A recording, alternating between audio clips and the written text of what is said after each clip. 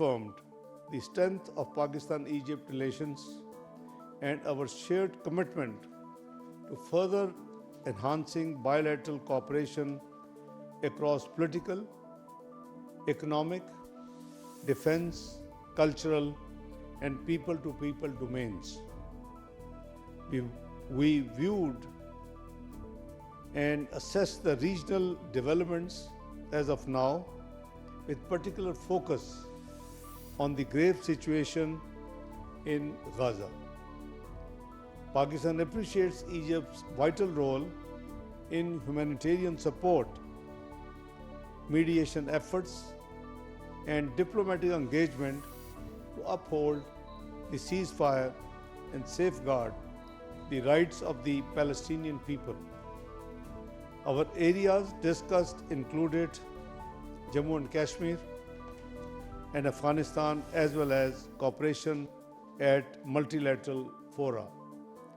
We'll be shortly over the lunch have detailed discussion about Afghanistan as well.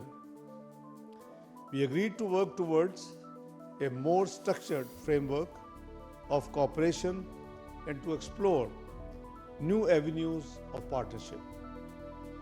We are confident that this visit will open new avenues of practical cooperation and give fresh momentum to our long-standing brotherhood and partnership. Pakistan values Egypt as a key partner in the Muslim world and looks forward to continued engagement at all levels. Let me share with you that we had a very focused discussion today that how we can both contribute in elevating the B2D, B2B, business to business, upscaling of the bilateral activities, which surely not commensurate around $300 million with the depth and the affection the two countries have. So we have agreed, number one, that Pakistan will share with Egypt a comprehensive list of 250 Pakistani business houses representing key sectors of the economy, and it will be across the board. It will be through due consultation and led by Federation of Chambers of Commerce and Industry, involving all the Chamber of Commerce and Industry and the Business Association, so that it should be a very transparent selection of those who really deserve and are willing to work and cooperate and enhance their business. So these 250 Pakistani business houses list representing key sectors of the economy, which will be initially prepared by Federation of Pakistan Chamber of Commerce and Industry in collaboration with the Chambers of Commerce of Pakistan. These businesses will be facilitated and supported to enhance bilateral commercial engagement, and they will be declared from after their due diligence in Egypt in the white list. So the complaints of waiting too long for getting business visa, which is being received by the Foreign Office very frequently, will actually cease, at least to the extent of these top 250 seriously interested to do business and ready to do business with Egypt and vice versa. After 6 months and after 3 months and before 6 months, we will prepare another list of 250 to take this list to 500, which is a very large number of business houses.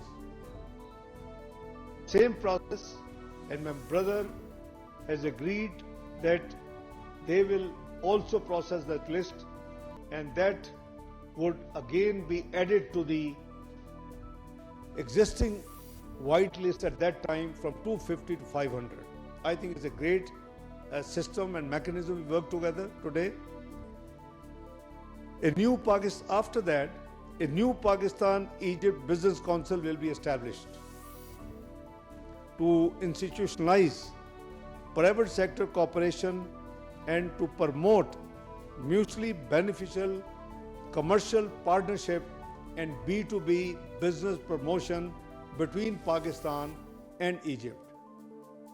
Number 3, once these 2 steps are done, Pakistan and Egypt Business Forum will also be established. That will be co-chaired by my very dear brother in order to take the responsibility and to give it a serious approach, and myself.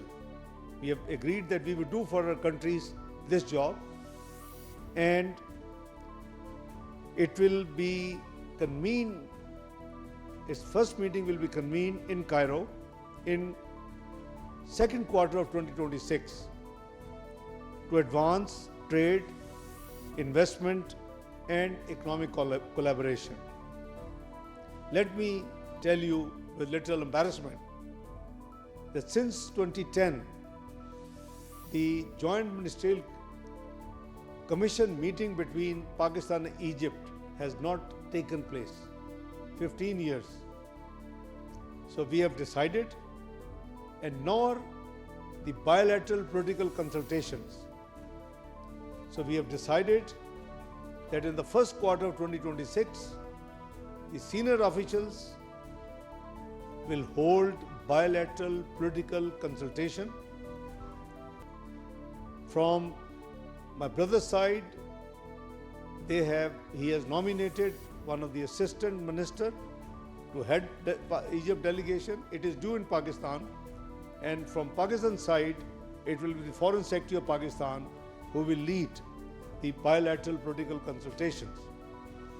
They will do the Joint Ministerial Commission meeting, which has not taken place for 15 years, to be held in the second quarter of 2026 with mutual consultation of the foreign offices to fix the mutually convenient dates for this purpose.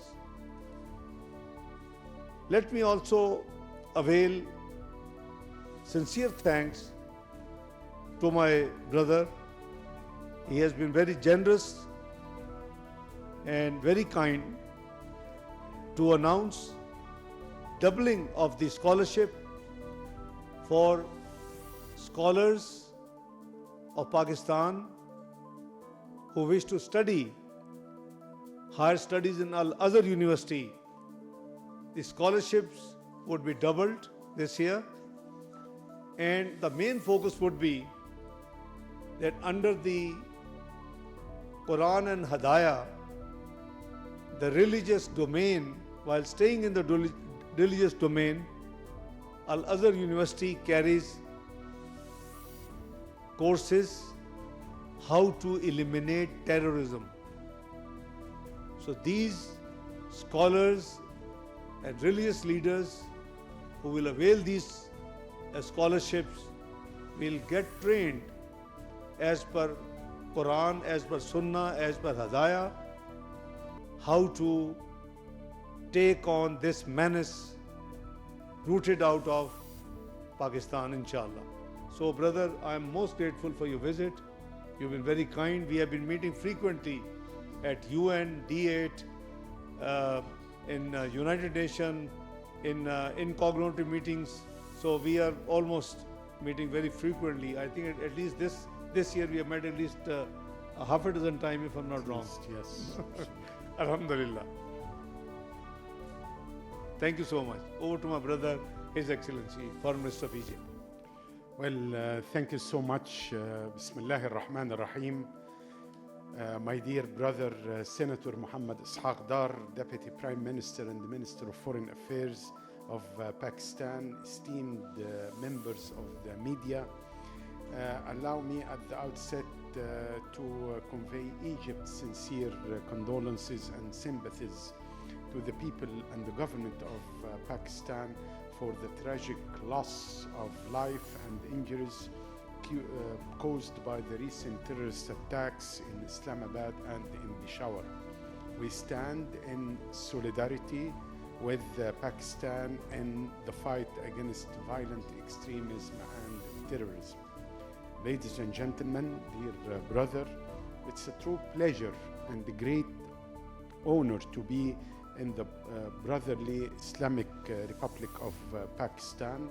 I express my deep gratitude for the warm welcome and the generous hospitality extended to me and my delegation by you, dear brother Ishaq Dar. Egypt and Pakistan, as you correctly mentioned, share strong and historic ties based on shared faith, culture, and geopolitical interest. This is evidenced by a long history of friendship, mutual respect, cooperation, and conversions on many regional and international issues. Cultural interaction and people-to-people relations have deep and solid roots for many decades. The famous Egyptian singer Kulthum has sung the words of the great Pakistan poet and philosopher Muhammad Iqbal to give an example.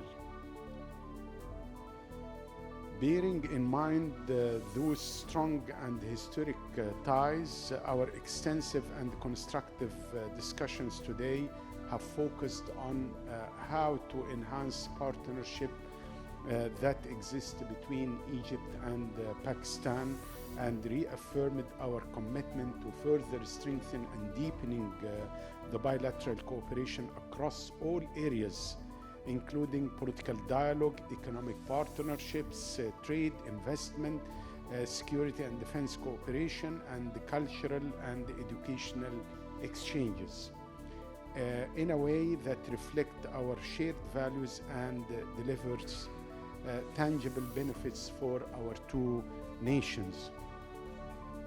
Also, the issue of fighting terrorism is extremely important, and we stand ready to share with our brothers and sisters here in Pakistan our very successful experience in fighting terrorism through holistic approach, focusing not only on security dimension but also socio-economic dimensions, as well as fighting extremist ideology through the very moderate religious institutions in Egypt, notably the Al-Azhar al-Sharif and Dar al-Ifta and the Ministry of Waqfs.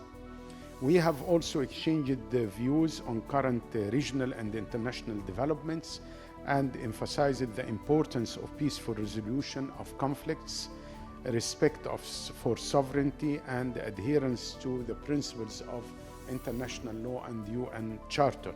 Egypt appreciates Pakistan's steadfast support in various multilateral forums, and we remain committed to close coordination on issues of mutual concerns.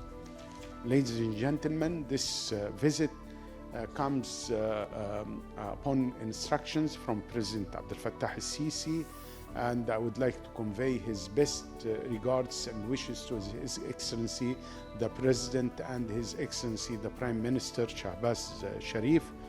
And this visit comes at a pivotal moment of our region. As you all know, Egypt, together with our partners, including Pakistan, mediated and worked on a ceasefire agreement on Gaza, which was signed in Sharm el-Sheikh last month, which brought an end to 2 years of aggressions and war against civilians in Gaza. Egypt will continue to uncompromising efforts to resolve the Israeli-Palestinian conflict according to international law and relevant UN Security Council resolutions, and we are working very hard with Pakistan on that. We are convinced that the two-state solution is the only viable path towards genuine and lasting regional stability. This can be only achieved through the embodiment of a sovereign, viable, and independent Palestinian state based on the June 4th, 1967 lines with East Jerusalem as its capital. It is within this context we agreed on intensifying our coordination and consultations on the Palestinian cause, particularly the situation in the West Bank and in the Gaza Strip. We appreciate Pakistan's unwavering solidarity and support for Egypt's efforts to achieve a just and lasting solution to the Palestinian cause. I also seized this opportunity today to formally invite Pakistan to actively participate in the upcoming conference on the early recovery and the reconstruction of Gaza.